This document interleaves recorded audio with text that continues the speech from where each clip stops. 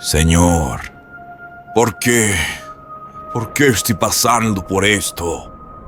Ya no puedo más, Señor. Ya no puedo más. Ya no tengo ni fuerzas para levantarme. A veces pienso que hubiera sido mejor no haber nacido.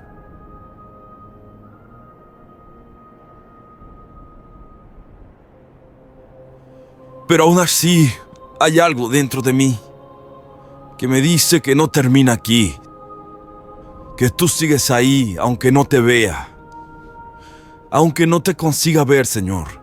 Yo no quiero soltarme de ti.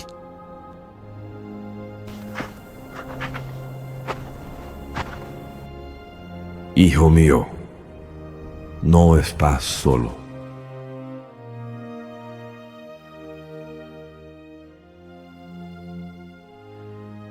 En la vasta llanura de la tierra de Uz, donde los vientos recorrían los campos dorados, vivía un hombre cuya justicia era tan conocida como su riqueza.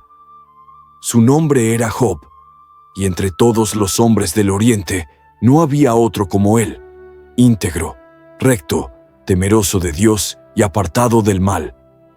Job no era un hombre común. Sus posesiones eran incontables: 7,000 ovejas, 3,000 camellos, 500 yuntas de bueyes, 500 asnas y una servidumbre tan numerosa como eficiente. Pero su verdadera riqueza no se hallaba en sus bienes, sino en su carácter. Era un pilar de sabiduría en su comunidad, un consejero buscado por reyes y campesinos por igual, y un padre devoto de 10 hijos, 7 varones y 3 mujeres. Cada uno de sus hijos celebraba banquetes en su día, como una cadena de festividades fraternas. Y cuando terminaban esos días de alegría, Job se levantaba temprano. Ofrecía holocaustos por cada uno de sus hijos. Quizás mis hijos hayan pecado, decía para sí, y maldecido a Dios en su corazón. Así hacía Job siempre. No por temor supersticioso, sino por amor profundo, por celo espiritual, por la comprensión de la santidad de su Dios. Pero mientras en la tierra reinaba la armonía en la casa de Job, en los cielos se preparaba un consejo invisible. El consejo celestial. Un día, los hijos de Dios, los ángeles, vinieron a presentarse ante el Señor, y entre ellos vino también Satanás. El Señor lo vio y le habló. ¿De dónde vienes? Satanás respondió con voz despreocupada. De rodear la tierra y de andar por ella. Entonces Dios, con la majestad de quien conoce el corazón de todos los hombres, le preguntó: ¿Has considerado a mi siervo Job? No hay otro como él en la tierra. Hombre íntegro, recto, temeroso de Dios y apartado del mal. La respuesta del adversario fue una acusación envuelta en ironía. ¿Acaso teme Job a Dios de balde? ¿No le has cercado alrededor a él, a su casa y a todo lo que tiene? Has bendecido la obra de sus manos, y sus bienes han aumentado en la tierra. Pero extiende tu mano y toca todo lo que tiene, y verás si no te maldice en tu misma cara. Luego Dios habló, sin ceder autoridad, pero permitiendo una prueba. He aquí, todo lo que tiene está en tu mano. Solo no pongas tu mano sobre él. Y Satanás salió de la presencia del Señor, con la semilla de la aflicción entre sus dedos. La primera ola de desastres. Aquel día parecía uno como cualquier otro en la casa de Job. El sol bañaba los campos, los siervos estaban en sus labores, y los hijos celebraban una fiesta en casa del primogénito. Pero sin advertencia, como una sombra repentina al mediodía, el caos descendió. Un siervo llegó corriendo, con el rostro desencajado. Los bueyes estaban arando y las asnas paciendo cerca, gritó jadeando. Y vinieron los sabeos, los tomaron y mataron a los siervos a filo de espada. Solo yo escapé para darte la noticia. Job frunció el ceño. apretó los labios, y Job quedó sin saber qué hacer. No levantó la voz, no maldijo el cielo. Solo entró en su casa, se sentó sobre el suelo, cerró los ojos y oró. Su alma, desgarrada, solo alcanzó a decir, ¿por qué? Pero ni en su quebranto negó a Dios. Su corazón, aunque roto, seguía temblando de fe. Apenas tuvo tiempo de responder cuando otro siervo irrumpió, cubierto de polvo y con la ropa rasgada. Fuego de Dios cayó del cielo. Un relámpago ardiente quemó las ovejas y a los pastores y los consumió por completo. Solo yo escapé. El patriarca entrecerró los ojos, mirando el horizonte como si buscara una explicación entre las nubes. Pero entonces llegó un tercer hombre, tambaleante, con las piernas manchadas de sangre seca. Los caldeos formaron 3 escuadrones. Nos rodearon, nos atacaron sin misericordia. Tomaron los camellos y mataron a los hombres como si fueran nada. Solo yo escapé. La mente de Job giraba. Intentaba comprender lo que estaba oyendo. Cada palabra era como una piedra lanzada al corazón. Pero no había tiempo para respirar. Y aún así, después de todas esas malas noticias, Job no cayó. No se rebeló. No pronunció blasfemia alguna. Siguió ahí, orando. Un cuarto siervo llegó corriendo con el rostro demacrado, los ojos al borde de la locura. «Tus hijos». La voz se quebró. «Tus hijos estaban comiendo y bebiendo vino en casa de su hermano mayor». El corazón de Job se detuvo un instante. Y un gran viento vino del desierto, rugiendo como león. Azotó los 4 ángulos de la casa. Las paredes temblaron, las columnas crujieron, y la casa cayó sobre ellos. Job no pudo moverse. El silencio de ese instante fue más devastador que las noticias mismas. «Murieron todos, mi señor, todos. Solo yo escapé». Los 4 mensajeros, exhaustos y heridos, se miraban entre sí. El aire se volvió pesado.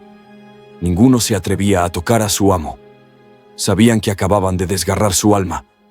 Job cayó de rodillas, sus manos temblaban, y en medio de todo ese dolor, de todas esas desgracias que cayeron como tormentas sobre Job, allí estaba él, Satanás, observando, sonriendo con desprecio, disfrutando cada lágrima.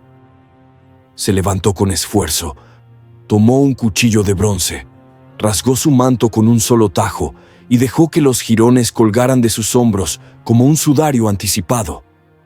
Luego se llevó las manos a la cabeza y arrancó mechones de su cabello. Y sin embargo, sus labios pronunciaron palabras que los siervos jamás olvidarían. Jehová dio y Jehová quitó. Sea el nombre de Jehová bendito. El silencio que siguió a las noticias era denso, como si el mismo aire se negara a moverse. Ni los pájaros cantaban, ni el viento soplaba. Todo parecía rendido ante la magnitud del desastre. Job seguía postrado. El patriarca alzó lentamente su rostro al cielo.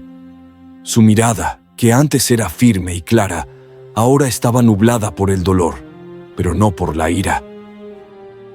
Otro día, los hijos de Dios volvieron a presentarse ante el Señor, y también Satanás entre ellos. «¿De dónde vienes?», le preguntó Dios.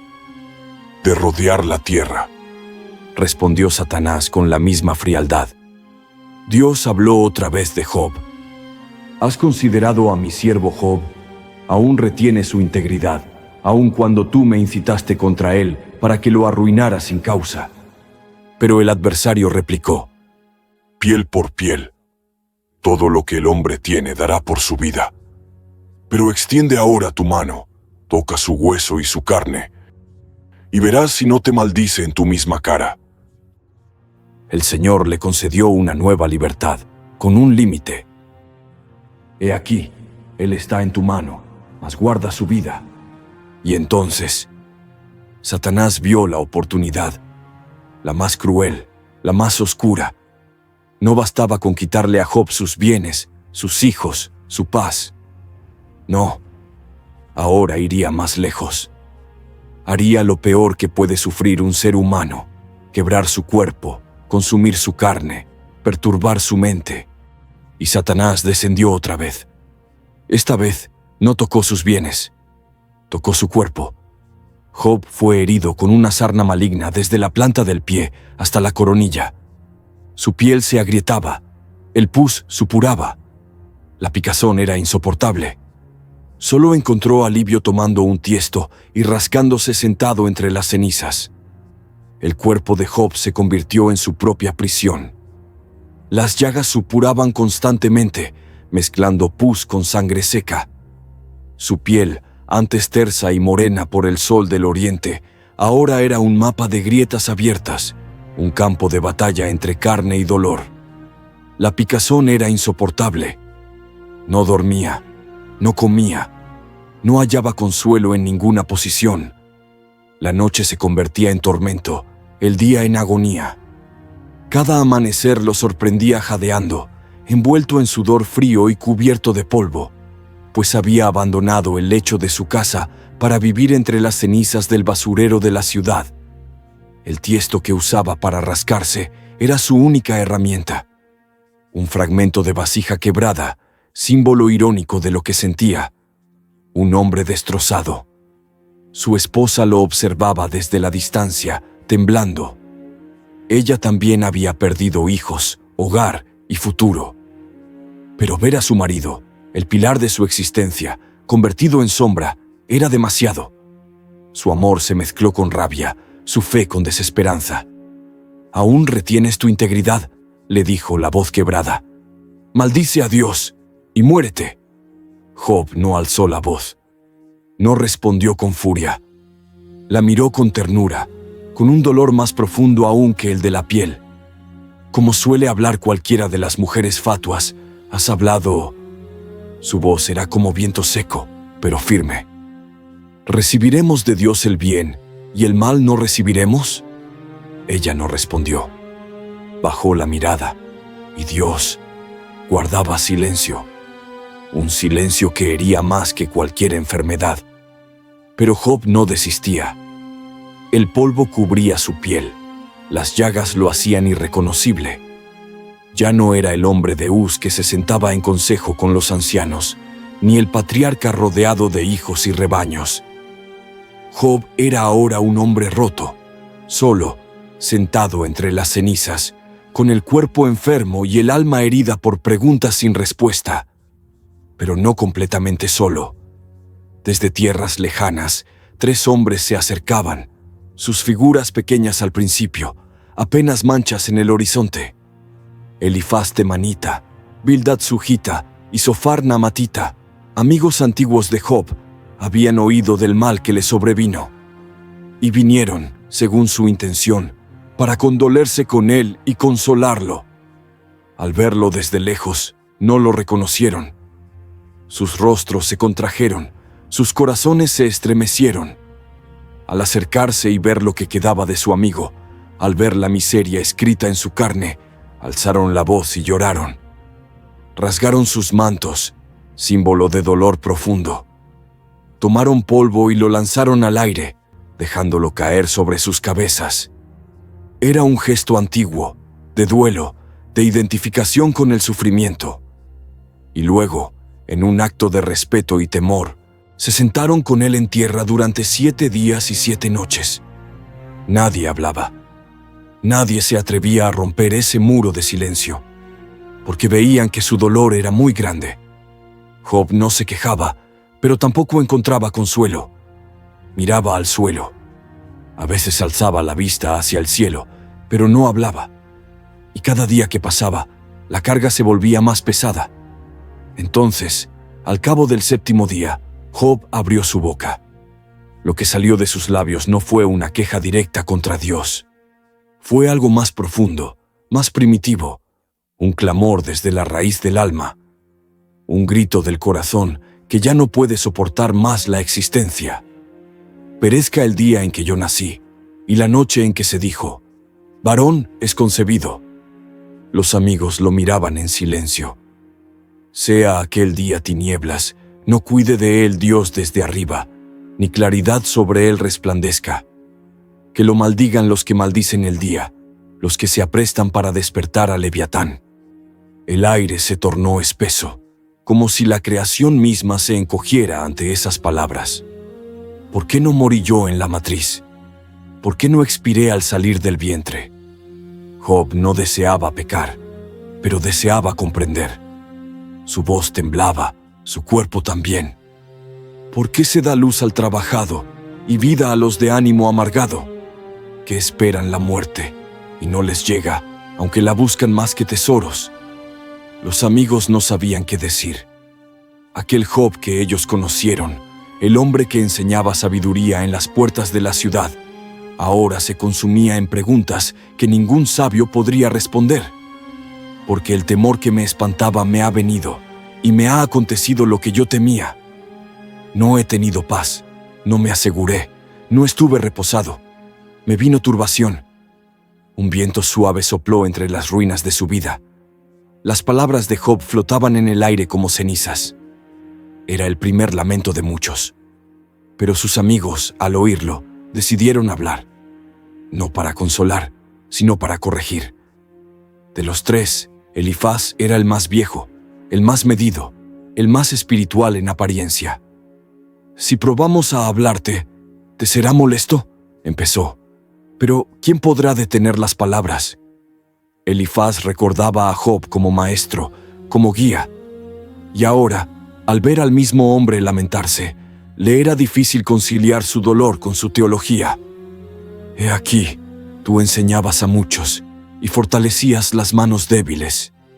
Al que tropezaba, enderezaban tus palabras. Mas ahora que el mal ha venido sobre ti, te desanimas. ¿No es tu temor a Dios tu confianza? ¿No es tu esperanza la integridad de tus caminos?». Y entonces, la sugerencia velada, la semilla del juicio. «Piensa ahora, ¿quién que siendo inocente ha perecido? ¿Dónde han sido destruidos los rectos?». Job lo miró, herido. No era una pregunta. Era una acusación disfrazada de lógica. «Por lo que yo he visto», continuó Elifaz, «los que aran iniquidad y siembran injuria, la ciegan». La voz de Job se endureció. No por orgullo, sino por la injusticia de ser juzgado sin prueba. Pero por ahora calló. Elifaz no terminó allí. Relató un sueño, un susurro en la noche, donde un espíritu se le acercó con palabras misteriosas. «¿Será el hombre justo delante de Dios? ¿Será limpio el varón delante de su Hacedor?».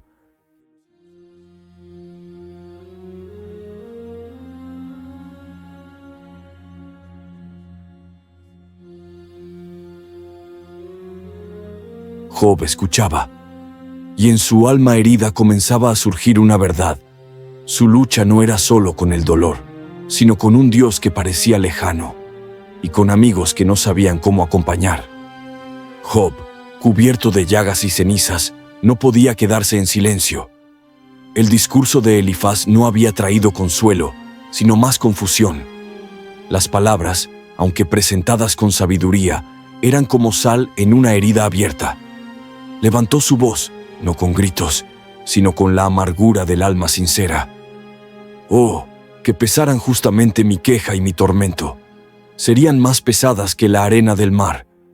Ojalá que me matara Dios, que desatara su mano y me cortara la vida, porque no he negado las palabras del santo». Job no entendía por qué, pero en su interior sabía que no había pecado de forma que mereciera tal castigo. La tensión entre su experiencia y lo que le decían sus amigos se profundizaba. ¿Qué fuerza tengo para esperar aún? ¿Qué fin me espera para que aún prolongue mi vida?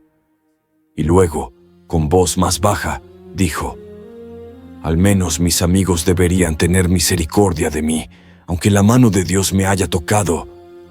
Los tres hombres lo escuchaban con rostros serios. A sus ojos, Job se estaba acercando a la blasfemia, pero a los ojos del cielo, su sinceridad era su fortaleza. Entonces Bildad, el sujita, tomó la palabra. Su voz era cortante, sus palabras ordenadas. Para él, Todo tenía causa y efecto.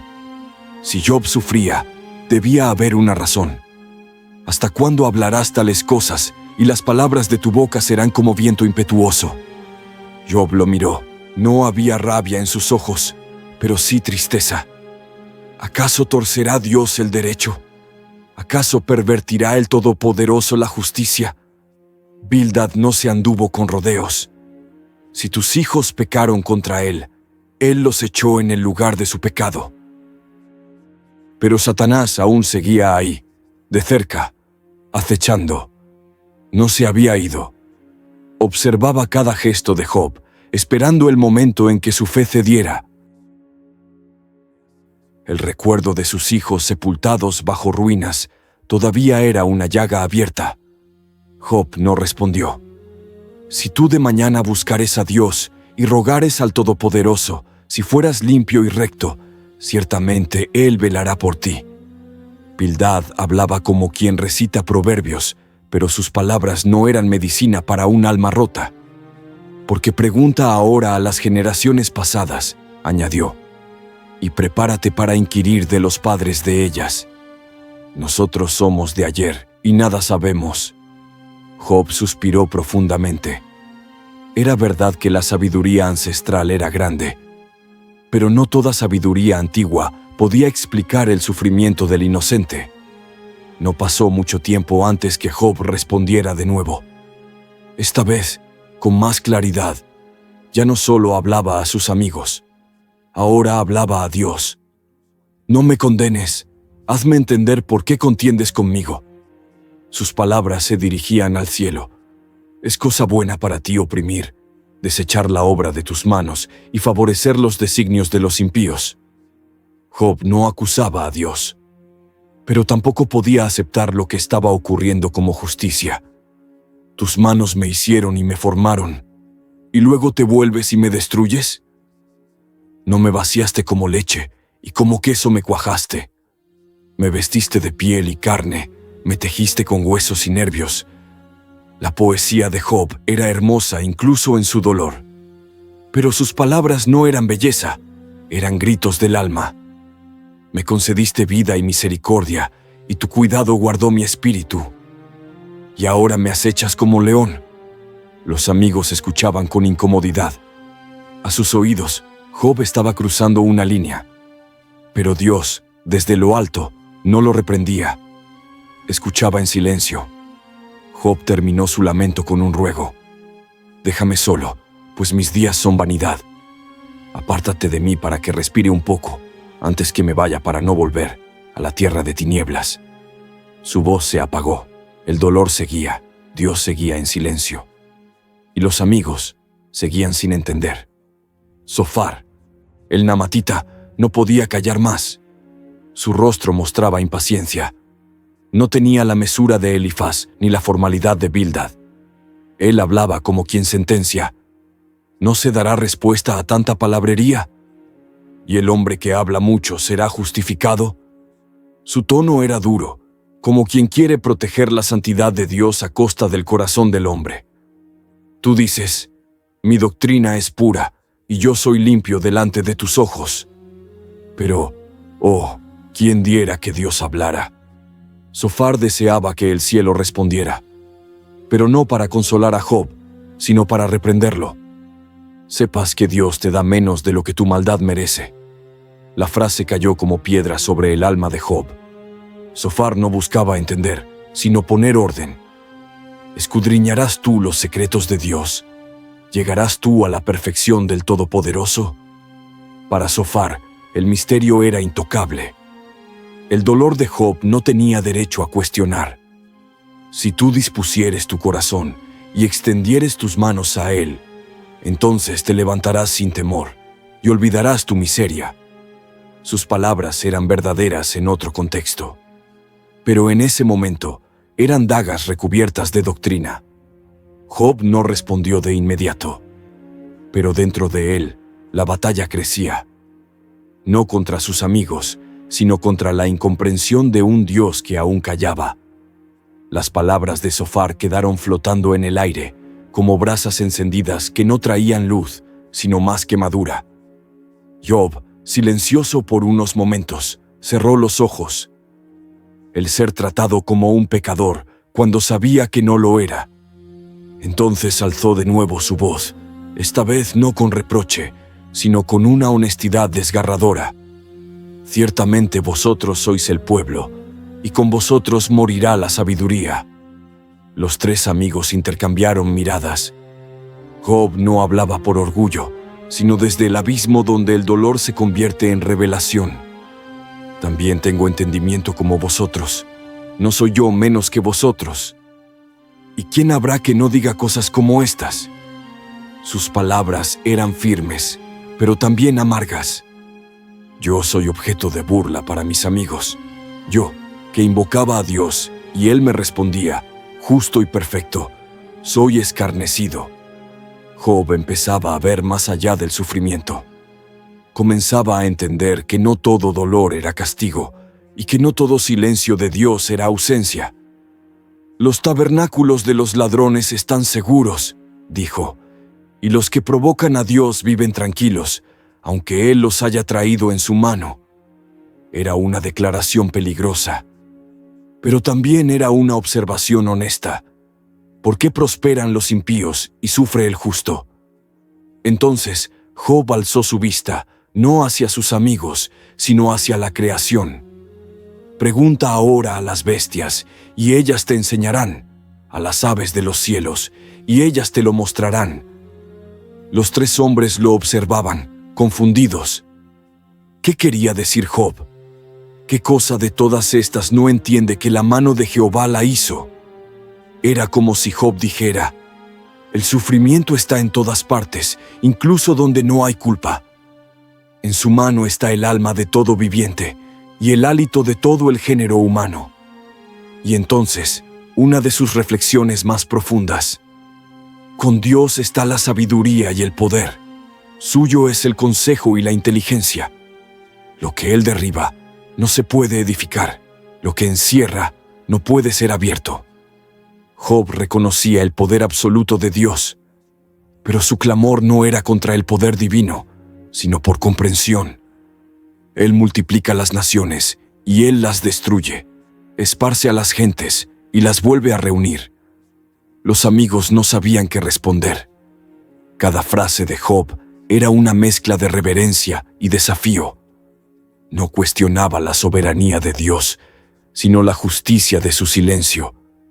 Después de otra pausa larga, en la que el viento soplaba suave entre los harapos de su manto, Job habló otra vez, esta vez directamente a Dios. Mira, en ti están todos los secretos del hombre. ¿Por qué escondes tu rostro y me cuentas por tu enemigo? El tono ya no era solo de dolor, era de una búsqueda desesperada por sentido. ¿Querrás quebrantar a una hoja arrebatada por el viento? ¿Perseguirás a una paja seca? Esa imagen, Él, una hoja que apenas se sostiene, y Dios, el Todopoderoso, acercándose como tormenta. ¿Qué justicia hay en eso? Mis transgresiones has sellado en saco, y has cosido mi iniquidad. Pero luego, una luz de esperanza. Tú formarás otra vez mi carne, y con mis ojos veré a Dios, aunque mi corazón desfallezca dentro de mí. Los amigos, al oír esto, se estremecieron. ¿Era fe? ¿Era locura? ¿O era el alma del hombre más probado, asomándose a una verdad que ellos aún no podían comprender? Pero Elifaz, indignado por lo que consideraba atrevimiento, volvió a hablar. Le reprochó su osadía. Le dijo que sus palabras eran vanas, que pretendía justificarse a sí mismo más que a Dios. Te oyes a ti mismo, Job. Tu propia boca te condena, no yo. Tus labios testifican contra ti. Y más aún, ¿oíste tú el secreto de Dios? ¿Restringiste para ti la sabiduría? Para los amigos todo era simple. Si sufría, era porque pecó. No había más interpretación. Job, sin embargo, veía algo más profundo. Sabía que no había pecado que mereciera todo aquello. Y lo que comenzó como defensa se convirtió en una proclamación de verdad. Yo sé que mi Redentor vive, y al fin se levantará sobre el polvo. Y después de deshecha esta mi piel, En mi carne he de ver a Dios. Fue una declaración que cortó el aire. Los 3 hombres callaron. Job seguía sin respuestas, seguía entre cenizas, pero una semilla de esperanza brotaba en él. Vería a Dios. Aunque el cielo seguía en silencio, Job ya no lo estaba. El aire estaba cargado. Las palabras de Job seguían resonando. Yo sé que mi Redentor vive. No era una doctrina, ni una tradición heredada, sino una esperanza nacida desde el abismo del dolor. Y esa esperanza, incomprensible para sus amigos, comenzaba a inquietarlos. Bildad volvió a hablar, esta vez más severo. ¿Cuándo dejarás de hablar? Tú mismo te despedazas con tu enojo. ¿Crees que por ti se moverán las rocas o se cambiará el orden de la tierra? Para Bildad, Dios era justo. Si Job sufría, debía haber culpa. Era impensable que el inocente sufriera de tal manera. La luz de los impíos será apagada, sentenció, y la chispa de su fuego no resplandecerá. Era como decir: Job, si tú estás en tinieblas, no es porque el sol falló, es porque tú te alejaste de la luz. Pero Job no se retractó.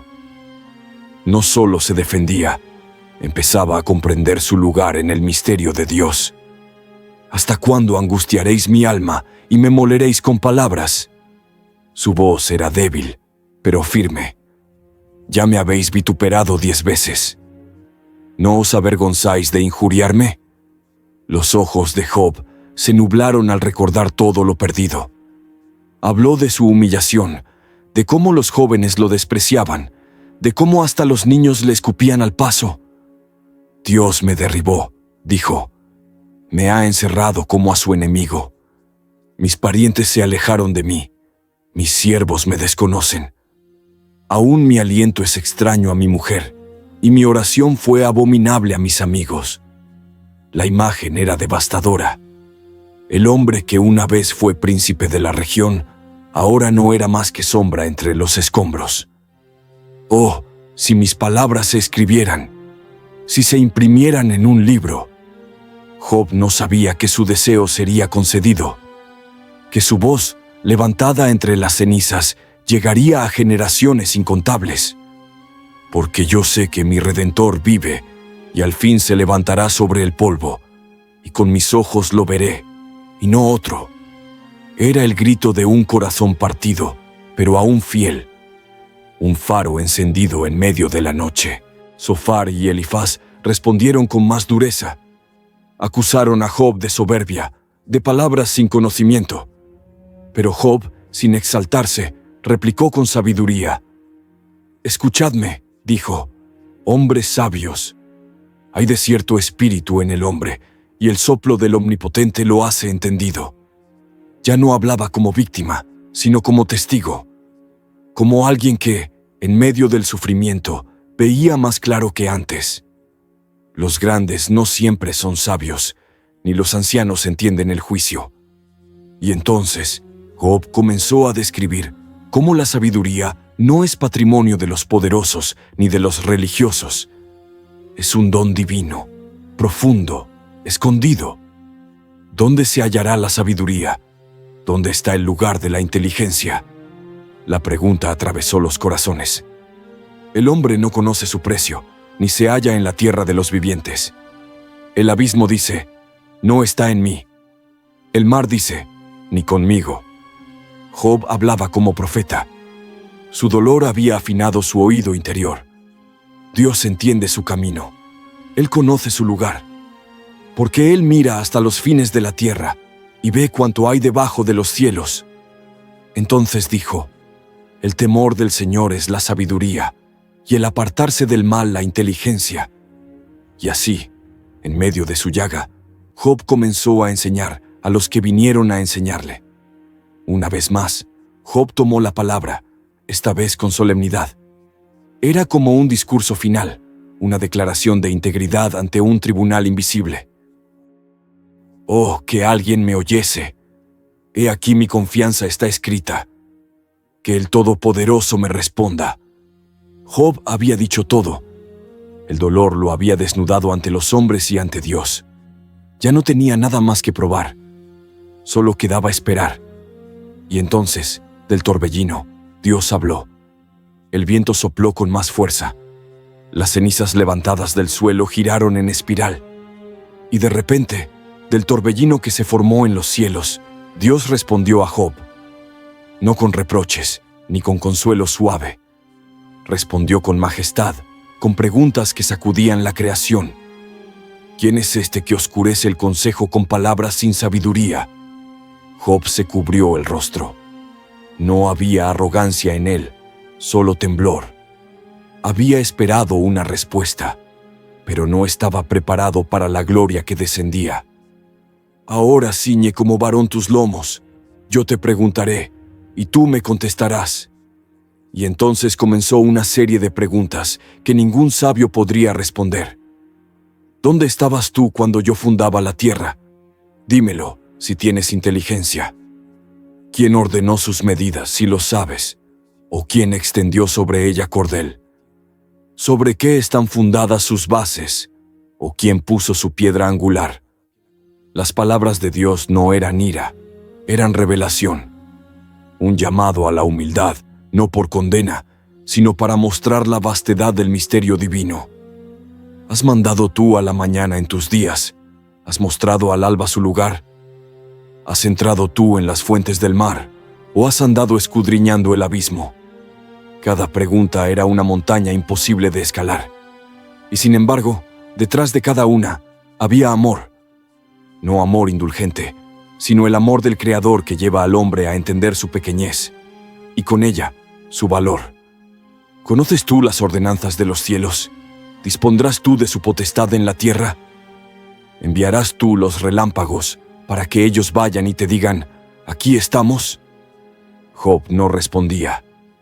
Solo lloraba en silencio. Cada palabra de Dios no solo le mostraba la creación, le revelaba al Creador. Y el Señor continuó, ¿cazará el león la presa para ti? ¿Quién prepara al cuervo su alimento? Luego habló de caballos, de halcones, de avestruces, de montañas y estrellas. Era como si Dios le dijera, mira, Job, hay un universo entero que no comprendes, y aún así lo sostengo con sabiduría y justicia. Finalmente, Dios lo llevó a contemplar dos criaturas magníficas, Behemoth y Leviatán, símbolos del poder, del caos, del peligro, y sin embargo, ambos bajo su dominio. He aquí Behemoth, al cual hice como a ti, dijo Dios. Su fuerza está en sus lomos, y su poder en los músculos de su vientre. ¿Quién abrirá las puertas de su rostro? Las hileras de sus dientes se espantan. Era como si el Señor dijera, hay cosas que no puedes controlar, pero yo sí. Finalmente, cuando el torbellino cesó, Job habló. Su voz era apenas un susurro. Yo conozco que todo lo puedes, y que no hay pensamiento que se esconda de ti. ¿Quién es el que oscurece el consejo sin entendimiento? Por tanto, yo hablaba lo que no entendía, cosas demasiado maravillosas para mí, que yo no comprendía. Sus ojos brillaban de lágrimas. De oídas te había oído, mas ahora mis ojos te ven. Por tanto, me aborrezco y me arrepiento en polvo y ceniza. No se arrepentía por pecado oculto. Se arrepentía por haber creído que podía comprenderlo todo, por haber exigido juicio sin conocer todo el plan de Dios. Y entonces, el cielo no solo habló, también actuó. El Señor reprendió a los tres amigos. Mi ira se encendió contra ti y tus dos compañeros, dijo a Elifaz, porque no habéis hablado de mí lo recto, como mi siervo Job. Les mandó ofrecer holocaustos. Pero no bastaba con eso. Dios dijo, mi siervo Job orará por vosotros, porque a él atenderé. Y Job, el que había sido juzgado por ellos, oró por sus amigos. Intercedió por quienes lo habían herido con palabras. Y al hacerlo, Dios restauró su suerte. Le dio el doble de todo lo que había perdido. 14,000 ovejas, 6,000 camellos, 1,000 yuntas de bueyes, 1,000 asnas. Le dio nuevamente hijos, 7 varones y 3 mujeres. y las hijas de Job fueron las más hermosas de toda la tierra. Vivió 140 años más. Vio a sus hijos y a los hijos de sus hijos, hasta la 4ª generación. Y murió viejo, lleno de días. Así terminó la historia de Job, no como empezó, sino transformado.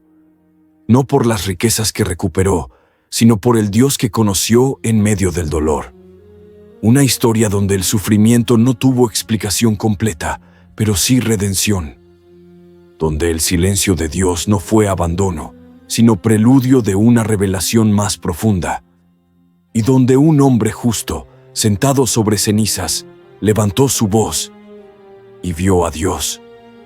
Uno de los aspectos más sorprendentes y reveladores del libro de Job es el momento en que Satanás se presenta ante Dios y necesita pedir permiso para tocar la vida de Job. Este pasaje nos muestra una verdad crucial que muchas veces olvidamos en medio del sufrimiento. Satanás no tiene libertad absoluta. No es soberano. No es dueño del destino del hombre. Cuando los hijos de Dios se presentan ante el Señor, Satanás también aparece. Y es Dios quien inicia la conversación, preguntándole: ¿has considerado a mi siervo Job? Satanás responde con cinismo, diciendo que Job solo teme a Dios porque todo le ha ido bien. Pero él no puede tocar a Job sin autorización. Dios le da un límite claro. Todo lo que tiene está en tu mano, pero no pongas tu mano sobre él. Aquí está la clave. Satanás no toca la vida del justo sin que Dios lo permita. Cada prueba, cada pérdida, cada momento oscuro fue antes revisado, permitido y limitado por Dios. No hay caos sin control, no hay dolor sin propósito. Dios no se ha dormido, ni se ha desentendido de la vida de sus hijos. Este principio se repite cuando Satanás pide tocar el cuerpo de Job. Nuevamente, necesita el consentimiento divino. He aquí, él está en tu mano, mas guarda su vida, dice el Señor. Esto nos enseña que todo lo que ocurre en nuestras vidas pasa primero por el filtro de la voluntad de Dios. Satanás no actúa con autonomía. Él es, en última instancia, un instrumento más dentro del plan eterno del Todopoderoso. Esto no significa que Dios apruebe el mal de Satanás, sino que incluso el mal que Satanás intenta usar para destruirnos, Dios lo transforma en un medio para revelarse, para purificarnos, para hacernos crecer. Job no sabía de esta conversación celestial. Él no supo nunca que su sufrimiento fue precedido por un diálogo divino. Y muchas veces nosotros tampoco lo sabremos. Pero sí sabemos esto: nada de lo que ocurre en nuestra vida es ajeno a los ojos de Dios. El sufrimiento del justo no es castigo, es proceso. El sufrimiento de Job no fue castigo por pecado oculto. Fue prueba, fue refinamiento, fue testimonio. Y esta verdad destruye muchas de las falsas ideas que solemos tener. Que si alguien sufre es porque hizo algo mal, que la bendición se mide por la comodidad, o que el favor de Dios se refleja únicamente en el éxito terrenal. Pero Job, el hombre más justo de su generación, el más íntegro y temeroso de Dios, fue escogido precisamente por su fidelidad para vivir la más dura prueba. Y esa prueba no fue un castigo, sino una distinción espiritual. ¿Por qué Dios permite que los justos sufran? Porque hay cosas que solo pueden nacer en el horno del dolor: la perseverancia, la profundidad de la fe, la dependencia verdadera, la revelación del carácter divino. Job perdió todo lo que tenía: hijos, salud, reputación, bienes. Pero lo que más sufrió fue el silencio de Dios. Y sin embargo, no maldijo, no renunció, no abandonó su fe. El dolor no lo convirtió en blasfemo, sino en adorador. El polvo no cubrió su alma. La ceniza no anuló su alabanza. Esto nos muestra que el sufrimiento no anula la fe, sino que la purifica. Nos lleva a descubrir que Dios no es un medio para obtener bendiciones, sino el fin último de nuestra existencia. Lo material es temporal, lo eterno es lo que cuenta. La historia de Job no termina en el desastre. termina en la restauración, pero no solo de bienes o salud, sino de una comprensión más profunda de Dios.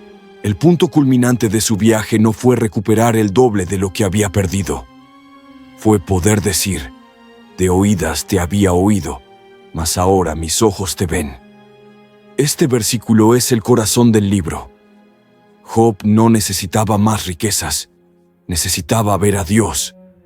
Y lo vio, no en el trono de su prosperidad, sino en las ruinas de su dolor. Vivimos en una época donde la fe muchas veces se confunde con bienestar, éxito, abundancia. Pero Job nos enseña que lo verdadero, lo eterno, lo glorioso, no está en lo que tenemos, sino en quien conocemos. Y ese conocimiento profundo de Dios muchas veces llega a través de lo que perdemos. Por eso, la vida de Job es ejemplo. Pasamos por lo peor, para poder recibir lo mejor. No lo mejor terrenal solamente, sino lo mejor celestial. Una fe inquebrantable, una visión eterna, una relación con Dios que trasciende las circunstancias. Uno de los aspectos más sutiles y a la vez más profundos de la historia de Job está en cómo reaccionaron sus amigos ante su sufrimiento.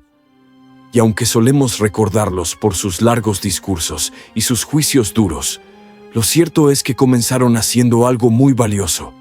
Guardaron silencio durante 7 días. Eso ya dice mucho. Hoy vivimos en un mundo donde el ruido nos acompaña todo el tiempo. Ruido digital, ruido emocional, ruido interior. Todo el mundo quiere opinar, aconsejar, explicar. Cuando alguien sufre, sentimos una presión casi automática de decir algo. Un versículo, una frase de ánimo, una teoría, una explicación rápida. Pero el inicio de la historia de Job nos ofrece otra imagen. La imagen de 3 amigos que al ver a su compañero destruido por el dolor, se sientan a su lado y no dicen nada. Durante 7 días y 7 noches. Eso no es debilidad. Eso es sabiduría emocional, es empatía real. Es un tipo de compasión que no busca controlar la situación, ni explicar el misterio, ni forzar una enseñanza espiritual, sino simplemente estar presente. Y eso es algo que hemos perdido. La urgencia de querer arreglar al otro. Cuando alguien a nuestro alrededor atraviesa por una pérdida profunda, por una crisis, por una enfermedad o una decepción demoledora, nuestra primera reacción muchas veces no es acompañar, sino arreglar. Nos sentimos incómodos ante el dolor ajeno. Queremos que deje de doler. No porque no nos importe, sino porque no sabemos cómo estar en el dolor sin hacer nada. Entonces damos consejos. Lanzamos frases como: todo pasa por algo. Seguro que Dios te está enseñando algo. Tal vez hay pecado oculto. Tienes que tener más fe. Dios tiene el control. ¿Te suenan conocidas? A veces suenan piadosas. Pero muchas veces, como les pasó a los amigos de Job, lo único que logran es herir aún más a quien ya está caído. Porque cuando una persona está en lo más profundo del pozo, no necesita explicaciones. Necesita compañía, no necesita teología. Necesita una mano, un abrazo, un "no entiendo nada, pero estoy contigo". Un silencio que no juzga, una presencia que no cuestiona. Job nos muestra otra forma de acompañar. Al inicio, los amigos de Job lo hicieron bien. Lloraron con él, se sentaron en el suelo, se ensuciaron con su polvo, se quedaron en silencio. Y eso, en sí mismo, fue sanador. Durante 7 días, no dijeron nada, porque entendieron que el dolor extremo no se responde con palabras, sino con presencia. Pero después, algo cambió. No soportaron más el silencio. Sintieron que tenían que hablar, que tenían que explicar por qué Dios permitía esto, que debían defender la justicia divina, que debían corregir a Job. Y fue ahí cuando empezaron a fallar. Job, que ya cargaba con el peso de la pérdida, tuvo que cargar ahora con el peso de ser juzgado por quienes decían amarlo. Y esto nos lleva a una pregunta incómoda pero necesaria. ¿Cuántas veces, sin querer, hemos hecho lo mismo? Job, el hombre justo que sufrió sin causa, que fue acusado falsamente, que oró por sus enemigos y que finalmente fue exaltado, es también una figura de Cristo. Jesús también fue probado, también sufrió injustamente, también fue abandonado por sus amigos, también fue tentado por Satanás. Pero él, más que Job, fue obediente hasta la muerte, y con su obediencia abrió el camino para que tú y yo podamos vencer cualquier prueba. Así como Job oró por sus amigos, y Dios los perdonó, Jesús intercede por nosotros. Y como Job recibió el doble de lo que había perdido, Cristo fue exaltado hasta lo sumo, y nosotros con él.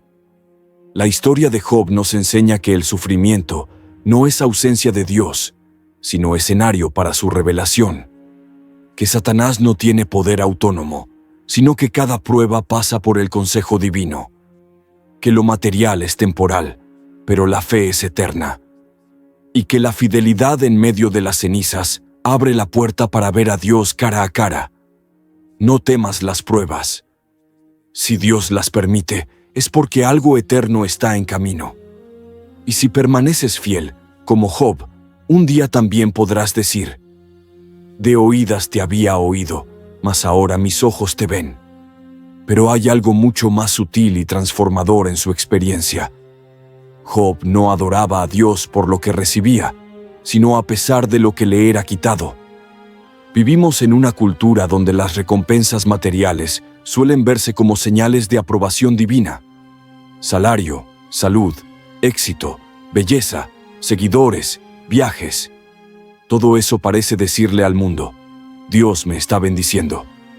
Pero la historia de Job destruye por completo esa lógica. Job era intachable y recto, dice el relato. Era rico, tenía una familia grande, buena reputación. Y sin embargo, en cuestión de días, lo pierde todo: sus bienes, sus hijos, su salud, el apoyo de su esposa y hasta la comprensión de sus amigos. Si lo material fuera una medida de su espiritualidad, uno pensaría que Job fue abandonado por Dios. Pero es en ese punto donde se revela una verdad más profunda. La espiritualidad genuina no depende de las circunstancias externas. Nos enseña a dejar de usar a Dios como si fuera una máquina expendedora cósmica. Muchas veces creemos que si hacemos lo correcto, Dios nos debe algo: salud, trabajo, paz, respuestas. Pero Job nos enseña a amar a Dios sin condiciones. No por lo que da, sino por lo que es. No por el resultado, sino por la relación. Ese tipo de fe, una fe sin contrato, sin garantías, es escandalosa para nuestra lógica humana. No es fácil de entender ni de sostener. Pero es ahí donde nace la verdadera espiritualidad. Cuando dejamos de buscar a Dios solo para obtener cosas y empezamos a buscarlo simplemente para estar con Él. En su momento más oscuro, cuando todo le es arrancado y ni siquiera siente a Dios cerca, Job no se convierte en ateo. No dice: Dios no existe, ni esto es injusto, me rindo. No, lo que hace Job es gritarle a Dios. Lo confronta, lo busca con rabia, con dolor, con sinceridad brutal. Y eso es espiritualidad también. A veces pensamos que lo espiritual es siempre calmo, sumiso, lleno de paz. Pero Job nos muestra que lo espiritual también puede ser honesto, confuso, rebelde. Que la fe no es callar frente al dolor, sino seguir hablando con Dios, aunque no entendamos nada. Job no deja de creer, deja de fingir. Y eso nos toca profundamente. ¿Cuántas veces mantenemos una fachada religiosa mientras por dentro estamos rotos? ¿Cuántas veces creemos que quejarnos o llorar delante de Dios es falta de fe? Job nos enseña que la sinceridad con Dios es más valiosa que la apariencia espiritual. Al final, Dios restaura a Job. Le devuelve aún más de lo que tenía. Pero este detalle no debe hacer que veamos a Dios como un comerciante celestial. El verdadero final feliz de Job no es que recuperó sus riquezas, es que encontró a Dios de una forma que jamás había experimentado antes. De oídas te había oído, mas ahora mis ojos te ven, dice Job en el último capítulo. Esa frase lo resume todo. Antes conocía a Dios de forma teórica, religiosa. Ahora lo conoce desde la experiencia, desde la herida, desde el vacío que solo Dios pudo llenar. Lo material fue un escenario pasajero, lo espiritual fue lo eterno. Job nos invita a repensar nuestros valores, a no medir nuestra vida por lo que tenemos o perdemos, sino por quiénes somos cuando nadie nos está mirando. ¿Seguimos siendo íntegros cuando no hay recompensa? ¿Seguimos orando cuando no hay respuesta? ¿Seguimos creyendo cuando todo parece contradictorio? En un mundo que idolatra lo visible, Job nos muestra que lo invisible es más real, que el alma vale más que el cuerpo, que la verdad pesa más que la apariencia, que la comunión con Dios no depende del éxito, sino del silencio, de la lucha, de la presencia en medio del dolor. Job no es solo un modelo de paciencia, es un maestro del alma. Nos enseña que lo espiritual no siempre viene con respuestas claras, ni con premios inmediatos. Que a veces lo que parece un castigo es en realidad una preparación. Que lo que se pierde en lo visible se gana en lo eterno. Y que la fe más pura no es la que se ve en la prosperidad, sino la que resiste en la oscuridad. Por eso la historia de Job no es solo para leer cuando estamos sufriendo. Es para recordar cada día, cuando nos sintamos tentados a medir nuestro valor por lo que tenemos, en lugar de por lo que somos ante los ojos de Dios. Tras la avalancha de desgracias, Job pasa 7 días y 7 noches en absoluto silencio junto a sus amigos. No ora, no protesta, no razona, simplemente está. Ese vacío incómodo revela algo que rara vez reconocemos. El silencio no es ausencia de Dios, sino su taller secreto. Ahí se fragua la resiliencia que más tarde le permitirá articular sus preguntas con lucidez. En la vida cotidiana, cuando llegan frustraciones o pérdidas, solemos llenarlo todo de ruido. Series, redes, consejos motivacionales. Job nos regala el permiso divino de quedarnos callados, permitir que el alma procese, que las lágrimas hagan su trabajo y que el espíritu murmure verdades que solo se oyen cuando bajamos el volumen del mundo. 2. Humildad epistemológica. No todo es karma. Los amigos de Job creyeron defender a Dios con una teología mecánica. Si sufres, es porque pecaste. Job desmonta ese espejismo con su simple existencia, un justo que sufre sin causa visible. La lección es explosiva. No todo dolor es castigo, ni todo éxito es premio. En nuestra época de resultados rápidos y métricas por doquier, corremos el riesgo de traducir la vida a algoritmos de mérito. Job nos invita a practicar humildad epistemológica, reconocer que hay variables fuera de nuestro radar. Cuando alguien cerca de ti atraviese una crisis, resiste la pulsión de dar diagnósticos fáciles, ofrece presencia, no ecuaciones. Será la forma más genuina de adorar a un Dios cuya lógica supera la nuestra. 3. Convertir la herida en intercesión. Un detalle que suele pasar desapercibido. Al final, Dios pide a Job orar por aquellos mismos amigos que lo hirieron con sus juicios. Job 42, 8-10. Antes de restaurar sus bienes, Dios restaura sus relaciones, y lo hace a través del perdón activo.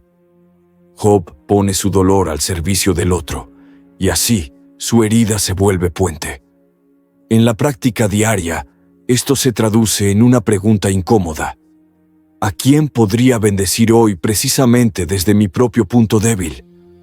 Tal vez tu pérdida económica te haga sensible a quien no llega a fin de mes. Tu duelo, a quien acaba de despedir a un ser querido. La compasión más auténtica nace donde hemos sangrado. 4. La esperanza que mira más allá de la hora. En medio de su queja, Job lanza una declaración sorprendente. Yo sé que mi Redentor vive y que al final se levantará sobre el polvo. Job 19:25. Habla de un Redentor antes de conocer la cruz o la resurrección. Vislumbra una justicia final que todavía no se ve. Esa esperanza es futurista, pero opera en el presente. Le da fuerzas para seguir argumentando, para no hundirse en cinismo. Nosotros también necesitamos una esperanza que trascienda el calendario. Saber que lo que es torcido será enderezado, que lo embrutecido por el dolor será restaurado. Si esta historia tocó tu corazón, te invitamos a seguir nuestro canal. Aquí compartimos más reflexiones, relatos y enseñanzas que nos ayudan a ver la vida con otros ojos, con fe, con propósito y con esperanza.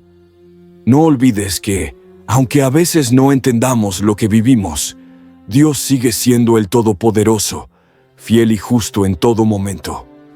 Nos vemos en la próxima historia. Dios te bendiga.